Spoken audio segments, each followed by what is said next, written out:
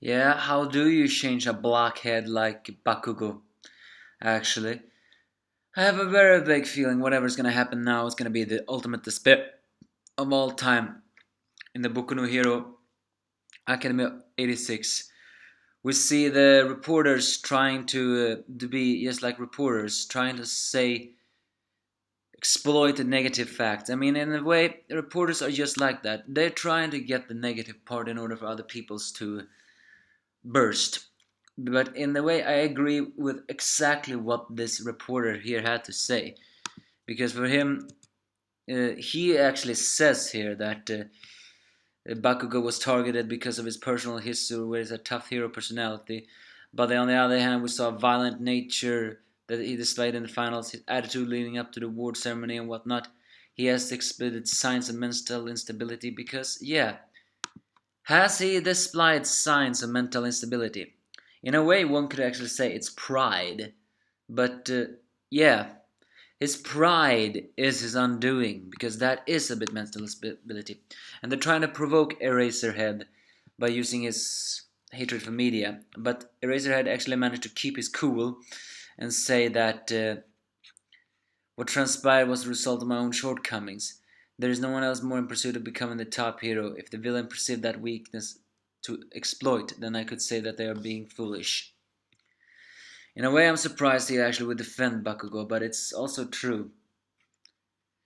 So he is actually saying that Bakugo may be someone of a big pride, but he's only aiming to become the top.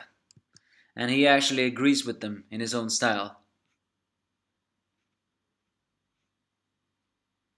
And once again, Bakugo also shows a little bit that he's smarter than he looks. They're, because for him, they realize that they're not seriously gonna kill this student, and he wasn't, and his revocation to fight back wasn't removed. So he thinks he can kill off two of the three of them. So yeah, I mean, Bakugo sometimes have some amount of intelligence at just the same time being a complete jackass and mental instability persons. So Tomaru sees the severed hand, the one he always calls father. I mean Shirarage sees it, and of course Black Mist is actually kind of worried about that. But for once, even Shirashi, the acid hand, actually keeps his cool. He gives a death glare, take the father hand and puts it back, saying it's an important piece. Given to that it always calls it father, yeah, I'm actually think my theory that that is severed, the only thing left of his family. I guess see what is important. And he once again also shows some development here, because he thought Bakugo would understand him. But Bakugo remembered what Best Jeans said: heroes and villains are two sides of the same coin, which I actually did not understand what that meant. And realizing the heroes have pursued an investigation, Shira switches on the computer and asks his teacher for help, which All for One gladly decides to do. So what? What are you gonna say, All for One? Are you gonna reveal that that one for all, that all might power is something that passed on? Or are you gonna exploit your pride in order to do that? Elsewhere, the UEA kids have successfully tracked down to an hideout, or at least what they think is a hideout. They steer themselves to do that. Elsewhere, heroes have formed a great big alliance of Best Jeans and even Endeavor in order to save the students. Because the police officer friend of All Might says that if this incident could very well spell the end of the hero society if we don't use every effort to resolve it, which is actually true. If this is not solved in some kind of way, then the heroes will be blasted villains just exactly as Acid Hands wants. But we did say we have been foreshadowed that it's the most tragic night of our day. So whatever is gonna happen now is something bad. And Best Jeans laments the fact that he couldn't change Bakugo, because that stubborn boy was brimming with pride.